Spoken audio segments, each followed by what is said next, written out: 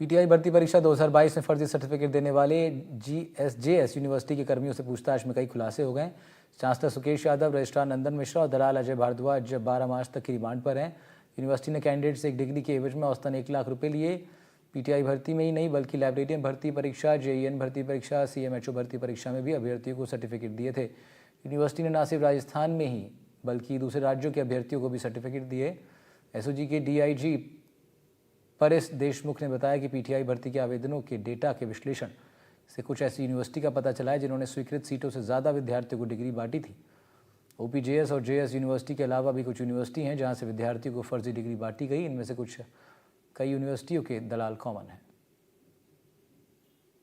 परंतु इसके वर्ष 2022 में एक तो इन्होंने 100 की स्वीकृत सीट से स्थान पर इन्होंने 107 लोगों को एक तो एडमिशन दिया। ये 107 लोग वहाँ पे पास भी हो जाते हैं और ये 107 के 107 लोग भर्ती परीक्षा पीटीआई में बैठते हैं और 107 के 107 उत्तीर्ण होकर चयनित सूची में आ जाते हैं। ये एक बड़ा ही संदेहास्पद सा आंकड़ा लगा। इस आधार पर ये हमारे शक के दायरे में आई और हमने इसकी जांच की और जांच में ये पाया गया कि भाई कुछ दलालों के साथ मिलकर यूनिवर्सिटी के चांसलर, यूनिवर्सिटी के रजिस्ट्रार और अन्य स्टाफ ने मिलकर काफ़ी बड़ी संख्या में न केवल शारीरिक भर्ती की परंतु अन्य परीक्षाओं में भी जहाँ पे एलिजिबिलिटी क्राइटेरिया में कोई डिग्री है ये इन्होंने बैकडेट में या बिना कैंडिडेट के वहाँ गए इन्होंने एक बड़ी संख्या में ये डिग्रियां पैसे लेकर जारी की। पीटीआई भर्ती परीक्षा 2022 में अब एक और यूनिवर्सिटी की एंट्री हुई है जिसने फर्जी तरीके से सर्टिफिकेट बांटे थे और इस सर्टिफिकेट के आधार पे 200 से अधिक अभ्यर्थी चयनित होकर के पीटीआई शिक्षक के रूप में नौकरी कर रहे हैं। अब जबकि 3 आरोपियों को गिरफ्तार किया गया है जिसमें यूनिवर्सिटी का चांसलर, दलाल और यूनिवर्सिटी के रजिस्ट्रार तक शामिल हैं। इसमें कई सारे खुलासे हो रहे हैं। इस एक डिग्री के लिए अमूमन 1 लाख रुपए के आसपास की रकम यूनिवर्सिटी इन कैंडिडेट से वसूलती थी। सिर्फ इतना ही नहीं बल्कि 2000 छात्रों ने ये बताया था जब उन्होंने अपना एनरोलमेंट फॉर्म भरा था तो उन्होंने ये जानकारी दी थी कि वे जेएस यूनिवर्सिटी के छात्र हैं, जबकि पूरे शिक्षा सत्र के दौरान वो संख्या 500 से अधिकतम 600 तक हो सकती थी। सिर्फ इतना ही नहीं बल्कि 107 विद्यार्थी जो कि चयनित हुए हैं उन्होंने यह बताया था कि वो जेएस यूनिवर्सिटी के छात्र हैं और यही संख्या, कुल संख्या यही थी जिन्होंने उस साल एनरोलमेंट लेकर के फॉर्म भरा था।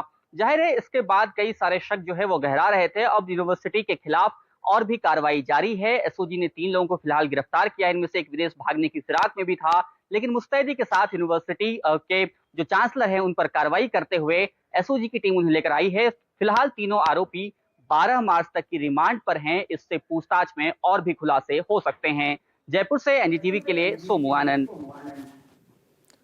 राज्यपाल हरिभाऊ बागड़े भरतपुर पहुंचे जहां सर्किट हाउस में उन्हें गार्ड ऑफ ऑनर दिया गया। जिला कलेक्टर सहित अन्य विकास प्राधिकरण के अधिकारी भी मौजूद रहे।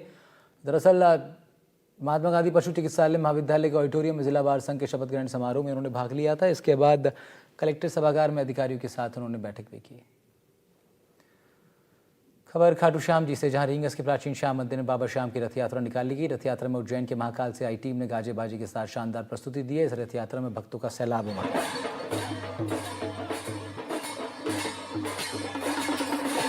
बाबा श्याम का वार्षिक लक्खी फाल्गुन मेला पूरे परवान पर है। आज एकादशी है और एकादशी के मुख्य दर्शनों के लिए आज ये मान लीजिए कि श्रद्धा का सैलाब खाटू धाम उमड़ पड़ा है। या ये भी कहा जा सकता है कि मिनी भारत का स्वरूप अगर कहीं देखने को मिल रहा है तो इस वक्त खाटू धाम में मिला। मैं अपने कैमरामैन से कहूँ कि वो दिखाए किस तरह से लगातार भीड़, शाम भक्त लगातार आगे बढ़ रहे।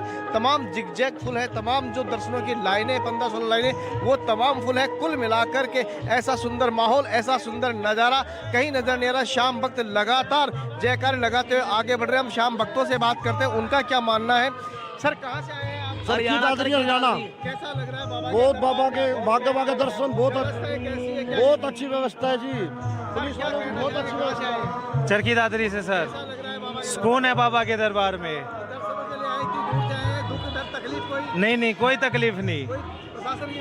नहीं बहुत अच्छा है बहुत। आप कहाँ से आए? चरखी दादरी से सर। कैसा लग रहा है बाबा के दरबार में? बानसुर तहसील से बढ़िया।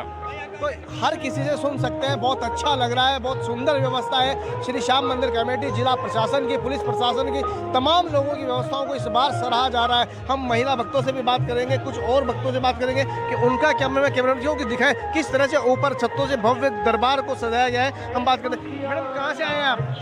कहाँ से आए हैं? मित्रा थोड़ा सा कैसा लग रहा है आपको बाबा के दरबार? बढ़िया लग रहा है। बहुत अच्छा लग रहा है। हाँ, व्यवस्थाएं कैसी है? बढ़िया है कि नहीं? मैडम कहाँ से आए हैं आप? कहाँ से आए हैं? दिल्ली से। कैसा लग रहा है? मैडम क्या कहना चाहेंगे, व्यवस्थाएं कैसी है? बहुत अच्छा। व्यवस्था अच्छा है, व्यवस्था अच्छा है। मैडम कैसी व्यवस्था है मंदिर की? व्यवस्था बहुत बढ़िया है, बहुत बढ़िया। सभी से सुन सकते हैं, बहुत बेहतरीन व्यवस्थाएं हैं। और मैं फिर कहूँ कि वो इधर से सामने जो बाबा के दर्शनों के लिए भक्त बढ़ रहे हैं, वो लाइनें दिखाएं किस तरह भक्त कतारबद्ध एक के बाद एक होकर के दर्शनों के लिए आगे बढ़ रहे हैं। आप देख सकते हैं भक्त यहाँ सेल्फी लेने से भी पीछे नहीं हट रहे हैं। कुल मिलाकर के ऐसा माहौल, ऐसा दृश्य, ऐसी फागुन की मस्ती इस श्याम दरबार के अलावा कहीं नहीं है। आप देख सकते हैं पूरे हरियाणा से, दिल्ली से, झारखंड से, गुजरात से, हर कहीं से या मध्य प्रदेश किसी स्टेट की बात कर ले, सभी जगहों से श्याम भक्त खाटू धाम पधार रहे हैं। और बाबा श्याम भी उन भक्तों को आज एकादशी पर दर्शनों के लिए आतुर है। मानो जैसे भक्त उनके दर्शन करने के लिए नहीं आए हो, बल्कि बाबा श्याम अपने भक्तों को दर्शन करने के लिए बैठे हो। पिछले 271 घंटों से लगातार बाबा श्याम दर्शन दे रहे हैं और बाबा सभी की मनोकामनाएं पूरी करेंगे। कल द्वादशी के साथ बाबा को खीर चूरने का भोग लगेगा और ये मेला संपन्न होगा। लेकिन इससे पहले आज रथ यात्रा निकली और बाबा 1.5 करोड़ के चांदी के रथ में बैठ करके रवाना हुए। लाखों भक्तों ने रथ को छूने की होड़ मची हुई है। कुल मिलाकर के फागुन की मस्ती, फागुन की ये बयान यहाँ छाई हुई है। कैमरा पर्सन राजेंद्र कुमार के साथ बीएल सरोज, एनडीटीवी, खाटू धाम।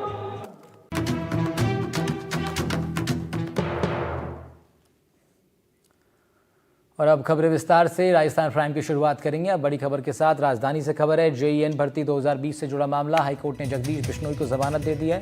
हाईकोर्ट ने कहा आपराधिक इतिहास जमानत खारिज करने का आधार नहीं है। प्रवीण भटनागर की एकल पीठ ने आदेश दिया है। जगदीश बिश्नोई पर पेपर लीक के करीब 1 दर्जन मामले दर्ज हैं। पेपर लीक माफियाओं के बीच गुरु के नाम से जाने जाने वाला जगदीश बिश्नोई एसआई भर्ती परीक्षा पेपर लीक मामले में भी आरोपी है।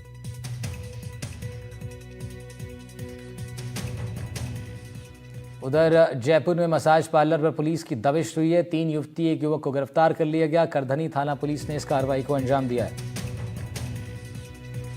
जयपुर से खबर आपको बता रहे हैं, जहां पर एक मसाज पार्लर पर पुलिस ने असामाजिक गतिविधियों के शक में छापा मारा। 3 युवती, 1 युवक को वहां से फिलहाल गिरफ्तार कर लिया गया है।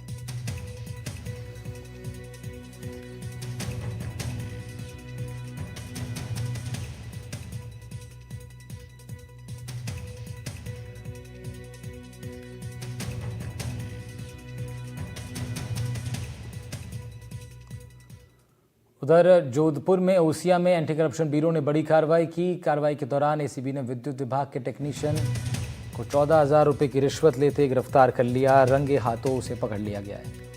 आऊ तहसील के गोरचिया बेरा जीएसएस पर कार्यरत आरोपी टेक्नीशियन था। परिवादी की सभी 7 कृषि कनेक्शन के बिलों की औसत गणना कर समय पर बिल जारी करने की एवज में रिश्वत मांगी गई थी।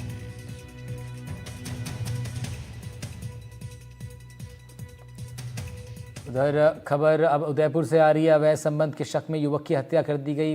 पैर और प्राइवेट पार्ट्स काट दिए गए। युवक के चेहरे को पत्थर से कुचल दिया गया। 2 आरोपियों को पुलिस ने इस मामले में गिरफ्तार किया है। 10 दिनों से लापता था युवक। जंगल में युवक की लाश मिली है। मृतक के चचेरे भाई मुख्य आरोपी बताए जा रहे हैं।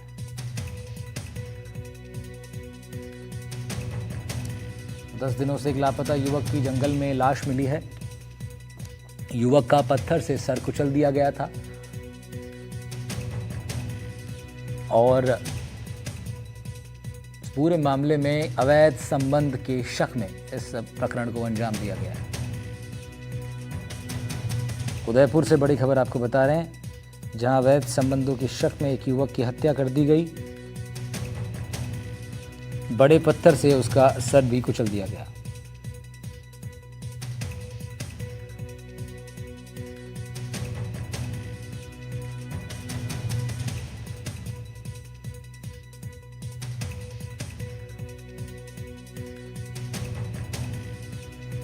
दो आरोपियों को पुलिस ने इस पूरे प्रकरण में फिलहाल गिरफ्तार कर लिया है।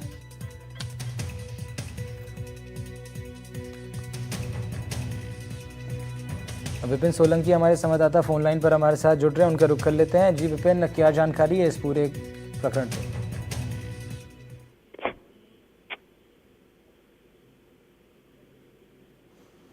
विपिन, अवैध संबंधों के शक में बताया जा रहा है इस युवक की हत्या कर दी गई है, बुरी तरह से इसको मौत के घाट उतार दिया गया। बताया जा रहा है सर भी कुचल दिया गया था। जी बिल्कुल, ये सायरा थाना क्षेत्र का मामला है जहां पर 10 दिन पहले युवक लापता हुआ था अपने घर से। तो 2 दिन पहले इसकी डेड बॉडी घर के पास वाले जंगल में मिली थी, तो विभत्स हालत में थी।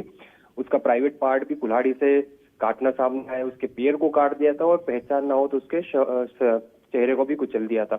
पुलिस ने मामले में 2 लोगों को गिरफ्तार किया है जो कि उसके चचेरे भाई है। तो परिवार में ही अवैध संबंधों का इसके ऊपर शक था इनको। इसको लेकर ही ये दोनों घर के बाहर जब टहल रहा था तब उसको साथ में लेकर गए और उसके साथ में इस जघन्य हत्याकांड को रूप दिया है। तो अब पुलिस दोनों से और पूछताछ कर रही है और पूछताछ में घटना को किस तरह से कारित किया है इसका भी सामने आएगा। जी शुक्रिया विपिन आपका तमाम जानकारी के लिए। बढ़ रहे हैं आगे, अगली बड़ी खबर का रुख करते हैं।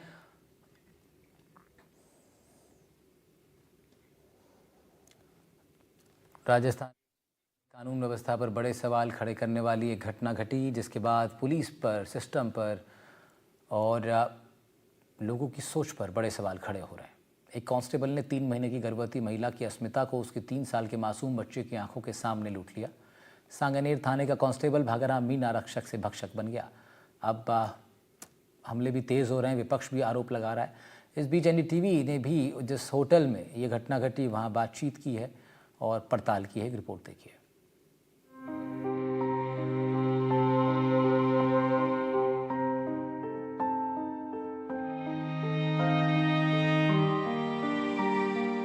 राजधानी जयपुर में शासन प्रशासन की नाक के नीचे एक गर्भवती महिला को उसके 3 साल के बच्चे के सामने उस पुलिस कांस्टेबल ने हवस का शिकार बना दिया, जिस पर महिला ने मारपीट के मामले में कार्रवाई का भरोसा किया था। राजधानी जयपुर से एक शर्मसार करने वाली घटना सामने आई है।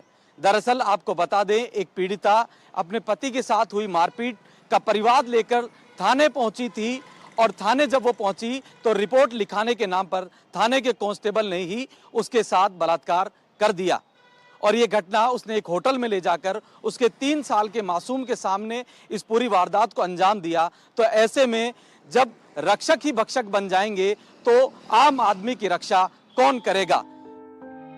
आरोपी कांस्टेबल भागाराम को पुलिस ने गिरफ्तार कर लिया है। शिकायत दर्ज करने के लिए बयान के बहाने महिला को अपने साथ होटल में ले जाकर दुष्कर्म किया। महिला के पति ने दर्ज FIR में बताया कि उनके साथ पड़ोसी ने मारपीट की थी, जिसके खिलाफ शिकायत देने पत्नी के साथ वो सांगानेर थाने गया। पुलिस आई और दोनों पक्षों को ले गई। कांस्टेबल भागाराम भी पुलिस बल में शामिल था।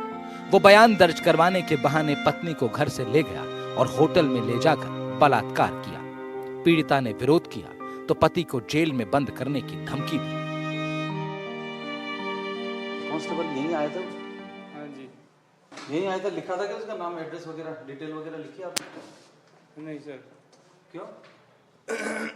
वो यहीं सांगानेर थाने से है। ऐसे बोला? हाँ, 112 में रहते थे वो। हाँ। 112 गाड़ी मारते थे। हाँ। जैसे बोल, मैंने ID बोला था, ID के लिए वैसे बोले भाई मैं 112 में रहता हूँ। हाँ। तो फिर आपने सोचा भाई डेली आते हैं इसलिए? हाँ। पहले भी आए थे क्या कभी? नहीं ऐसे कभी नहीं है, ऐसे आते रहते हैं दिन में। उस दिन किसके साथ रहे थे? एक लेडीज थी, उनके साथ आए थे।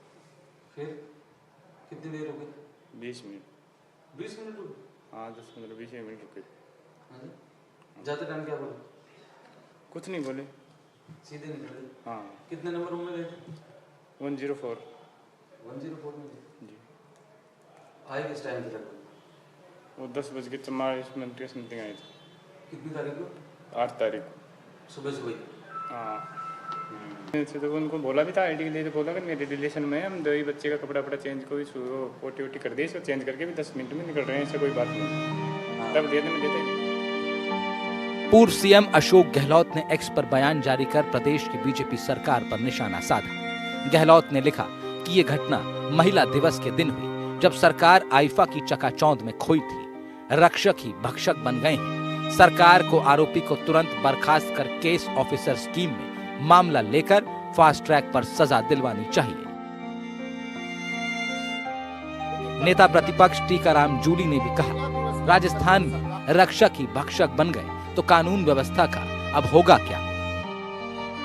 महिला दिवस के अवसर पर सरकार बहुत बड़े बड़े दावे कर रही थी, लेकिन वहीं पे पुलिस कांस्टेबल के द्वारा एक महिला को रिपोर्ट दर्ज कराने जब वो गई तो उसके साथ बलात्कार किया जाता है उसके बच्चे के सामने। इससे बढ़ के क्या यहाँ की कानून व्यवस्था हो सकती है।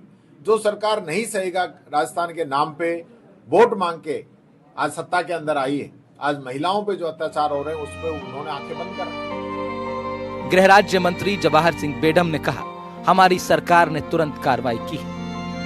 कहा कि आरोपी को गिरफ्तार कर लिया गया है और कठोरतम सजा दिलवाई जाएगी।